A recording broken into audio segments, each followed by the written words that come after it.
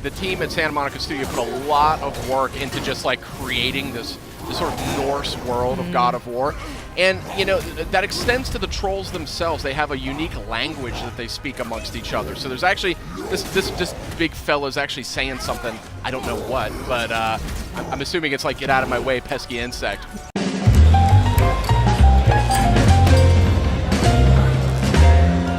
Hey guys, you got Sid here as well as Justin and Kristen. We're taking an exclusive look at God of War. This is footage you will not see anywhere else.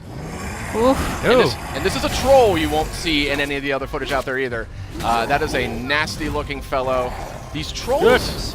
Yeah, look at this thing. These trolls are actually unique. They're named characters in the game's lore. Tell us a little bit. Each one is different. Each one has a completely different backstory. You know, as with Norse mythology, everything here sort of has a little bit of a story, a little bit of a narrative to it. So each of these guys, they're going to look a little different. They're going to fight a little different. The way you want to go up against them, you might want to think about it differently. Yeah, this guy looks a lot meaner. He's a lot more aggressive than the other enemies that we've seen. Now, interesting fact, too, I mean, the team at Santa Monica Studio put a lot of work into just, like, creating this sort of Norse world of God of War.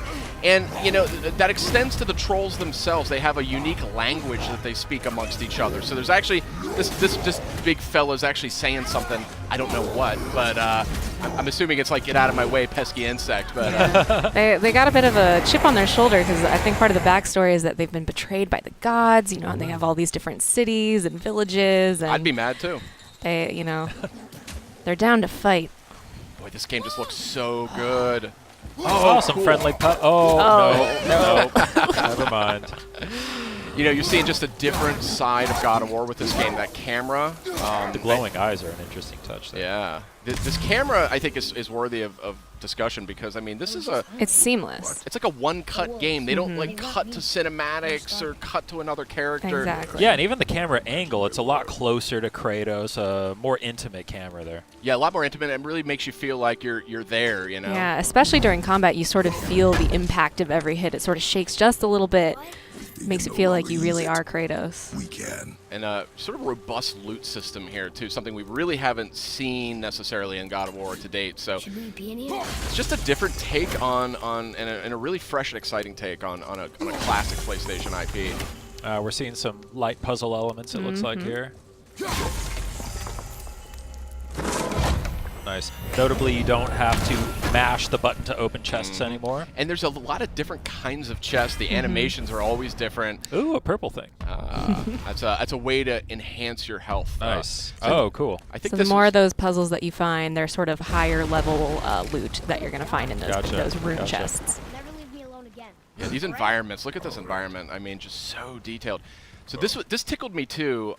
You know, this is a new look at God of War, and the climbing is something that I always associated with God of War. You remember those epic climbing sequences? Yeah. So Cory Barlog's sort of a veteran on the series. He worked on the original. He was creative director on the second game, and he's creative director on this title as well. And he's riddled this game with just references, homages, clues for fans.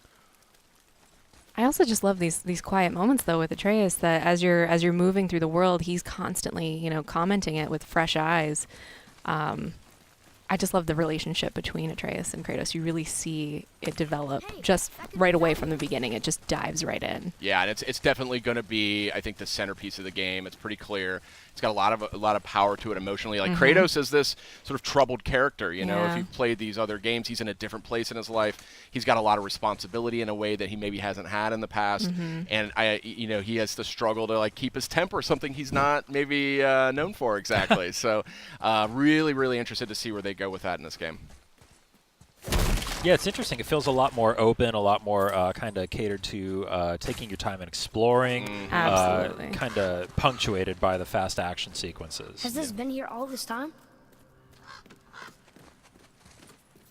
Just beautiful. Why don't you help me up there? Oh, here we have you know, this Leviathan axe.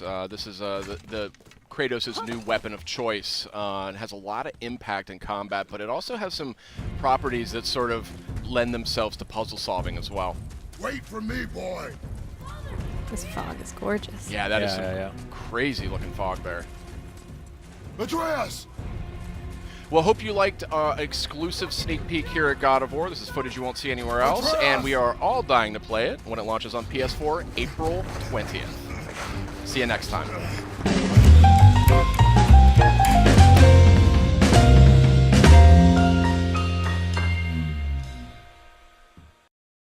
PlayStation